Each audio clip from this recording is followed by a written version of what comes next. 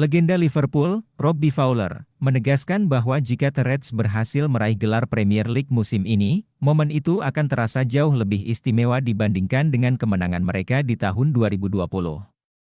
Alasannya? Kali ini, para penggemar bisa merayakan dengan penuh sukacita di Anfield, tanpa ada bayang-bayang pandemi yang menghalangi. Pada tahun 2020, Liverpool akhirnya mengakhiri penantian panjang selama 30 tahun untuk kembali menjadi juara liga. Namun, euforia kemenangan itu terasa hambar. Pandemi COVID-19 membuat stadion kosong, pesta perayaan batal digelar, dan para pendukung hanya bisa menyaksikan tim kesayangan mereka mengangkat trofi dari kejauhan. Kini, 4 tahun berselang, Liverpool kembali berada di ambang kejayaan.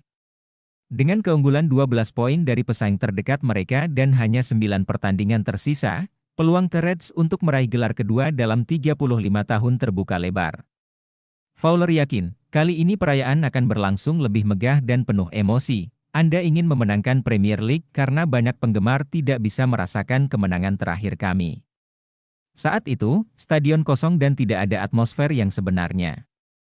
Jadi, saya pikir kali ini akan lebih spesial, ujar Fowler. Namun, perjalanan menuju trofi masih penuh tantangan. Untuk memastikan gelar juara, Liverpool membutuhkan tambahan 16 poin dari 9 pertandingan terakhir mereka. Bahkan, mereka bisa memastikan trofi lebih cepat, tepatnya pada 13 April, jika Arsenal tergelincir dalam 3 laga berikutnya. Sebelum itu, The Reds harus melewati rintangan berat dalam bentuk derby Merseyside melawan Everton. Duel syarat gengsi ini selalu menghadirkan drama dan intensitas tinggi. Fowler menyoroti betapa pentingnya laga ini, bukan hanya untuk mempertahankan keunggulan di puncak klasemen, tetapi juga sebagai titik balik setelah serangkaian hasil kurang memuaskan di Liga Champions dan final Carabao Cup. Legenda Liverpool, Robbie Fowler, angkat bicara mengenai situasi kontrak Mohamed Salah yang kian mendesak. Dengan kontrak yang akan habis di akhir musim ini, masa depan Salah di Anfield masih menjadi tanda tanya besar. Fowler menegaskan bahwa Liverpool tidak boleh membiarkan situasi ini berlarut-larut jika ingin terus bersaing di level tertinggi. Salah, yang kini berusia 32 tahun, telah menjadi mesin gol bagi Liverpool selama bertahun-tahun. Ia bahkan sudah melampaui Fowler dalam daftar pencetak gol terbanyak sepanjang masa klub. Namun, meski kontribusinya luar biasa, negosiasi kontrak baru Salah tampaknya menemui jalan buntu, terutama karena perbedaan pandangan mengenai besaran gaji dan durasi kontrak. Fowler melihat ini sebagai sebuah kesalahan yang harus segera diperbaiki. Saya ingin Liverpool mempertahankan pemain-pemain hebat seperti Mo, Virgil van Dijk, dan Trent Alexander-Arnold. Ini bukan situasi yang ideal bagi klub, membiarkan kontrak mereka hampir habis tanpa tindakan nyata, tegasnya. Fowler menekankan bahwa mempertahankan Salah bukan hanya soal menghargai kontribusinya di masa lalu, tetapi juga tentang masa depan klub. Siapapun yang datang ke Liverpool sekarang pasti akan menelan biaya besar, baik dalam harga transfer maupun gaji. Jadi, kenapa tidak memberikan uang itu kepada Mo yang sudah terbukti? Katanya, bagi Fowler, Salah adalah tipe pemain yang bisa membawa Liverpool meraih kesuksesan lebih besar di masa depan. Ia percaya bahwa mempertahankan pemain seperti Salah, Van Dijk, dan Alexander-Arnold akan memberi Liverpool dorongan besar dalam perebutan gelar musim depan. Bayangkan jika Liverpool memenangkan Premier League dan berhasil mempertahankan pemain-pemain ini. Mereka akan kembali menjadi klub terbaik di dunia, ujarnya penuh keyakinan. Bukan hanya soal performa di lapangan, Fowler juga menyoroti pentingnya stabilitas dalam tim. Mempertahankan Salah dan pemain bintang lainnya akan memberikan sinyal positif bagi skuad dan para fans bahwa Liverpool serius membangun masa depan. Ketika pemain-pemain ini menandatangani kontrak baru, itu akan memberikan semangat kepada rekan-rekan setim mereka. Ini bukan hanya soal satu pemain, tetapi tentang bagaimana klub menunjukkan ambisinya, tutup Fowler. Dengan waktu yang semakin menipis, keputusan ada di tangan Liverpool. Apakah mereka akan mempertahankan salah satu aset terbaik mereka, atau justru membiarkan Salah pergi dan menyesalinya di kemudian hari?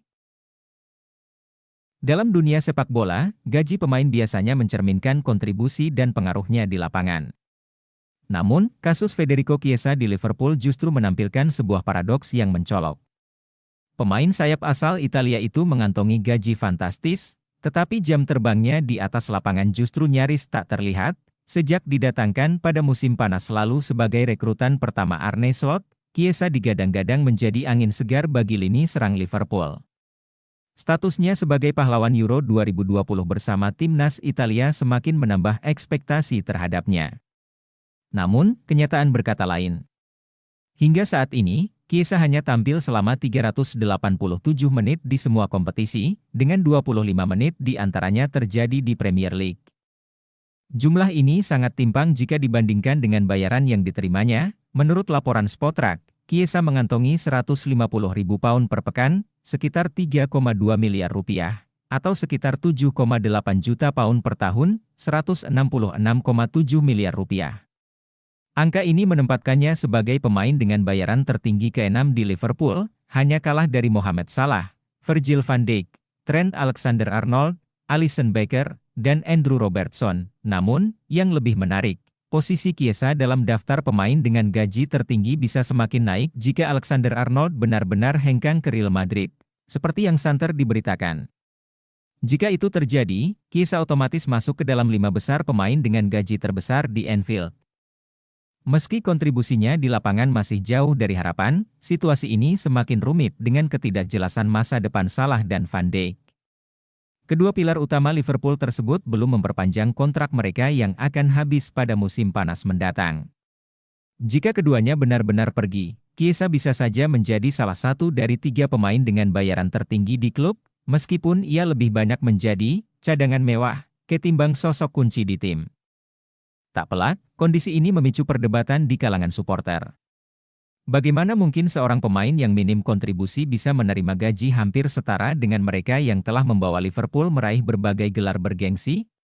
Apalagi, Liverpool saat ini tengah berada di fase transisi bersama Arne Slot, di mana efisiensi dalam kebijakan gaji dan investasi pemain menjadi krusial. Di sisi lain, potensi kepergian Alexander-Arnold juga menjadi perhatian besar. Sejak debutnya di tim utama pada 2016, ia telah menjadi bagian integral dari kesuksesan Liverpool, membantu tim meraih semua trofi utama, termasuk Premier League dan Liga Champions. Meski musim ini sempat terganggu oleh cedera, Alexander-Arnold masih mampu mencatatkan 3 gol dan 7 assist dalam 39 pertandingan. Namun, Liverpool sedikit bisa bernapas lega karena kemunculan Conor Bradley. Bek muda asal Irlandia Utara itu tampil mengesankan setiap kali dipercaya turun ke lapangan. Salah satu momen terbaiknya adalah ketika ia sukses meredam Kylian Mbappe dalam kemenangan 2-0 atas Real Madrid di Liga Champions. Menjelang bursa transfer musim panas, Liverpool dihadapkan pada pertanyaan-pertanyaan besar. Jika Alexander-Arnold benar-benar pergi, apakah Conor Bradley siap mengisi posisinya secara penuh? Apakah Federico Chiesa akhirnya bisa membuktikan dirinya pantas mendapat gaji selangit dengan kontribusi nyata? Apakah kebijakan gaji Liverpool masih masuk akal jika pemain dengan peran minor tetap bertahan dengan bayaran tinggi? Satu hal yang pasti, Liverpool tengah berada dalam dilema besar. Di satu sisi, mereka bisa kehilangan salah satu pemain paling berpengaruh dalam sejarah modern klub. Di sisi lain, mereka tetap harus membayar mahal seorang pemain yang sejauh ini lebih sering menghangatkan bangku cadangan. Sebuah paradoks yang sulit dijelaskan di Anfield. Menurut pakar sepak bola Liverpool, David Lynch, salah satu penyebab utama masalah kontrak ini adalah perubahan struktur kekuasaan di Anfield.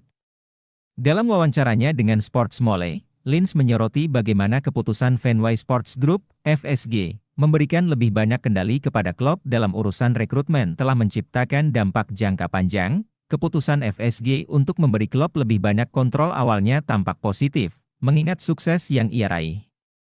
Namun, ada konsekuensi yang kini mulai terlihat, ujar Lynch. Salah satu efek langsungnya adalah kepergian 2 direktur olahraga kunci, Michael Edwards dan Julian Ward. Tanpa figur-figur tersebut, negosiasi kontrak dengan pemain menjadi lebih sulit dan berlarut-larut. Bahkan, klub sendiri kini tidak bisa memberikan kepastian kepada para pemain terkait proyek jangka panjang Liverpool, terutama setelah ia mengumumkan kepergiannya dari klub. Ketidakpastian ini membuat banyak pemain berpikir ulang soal masa depan mereka di Anfield, termasuk Alexander-Arnold. Jika Alexander-Arnold memutuskan pergi, Liverpool tidak hanya kehilangan salah satu produk akademi terbaiknya, tetapi juga salah satu pemain yang selama ini menjadi kunci dalam sistem permainan mereka. Dan masalahnya tidak berhenti di situ. Virgil van Dijk dan Mohamed Salah juga menghadapi situasi serupa. Jika tidak ada kesepakatan baru, keduanya bisa meninggalkan Liverpool dengan status bebas transfer. Bagi klub yang tengah berusaha membangun kembali fondasi mereka setelah kepergian Klopp, kehilangan 3 pemain pilar seperti ini bisa menjadi pukulan telak. Liverpool kini berada di persimpangan jalan. Apakah mereka bisa mempertahankan Alexander-Arnold dan rekan-rekannya? Atau akankah The Reds terpaksa merelakan bintang-bintang mereka pergi dan menghadapi musim depan dengan wajah yang benar-benar baru? Waktu akan menjawab, tapi satu hal yang pasti, Anfield tak lagi setenang biasanya.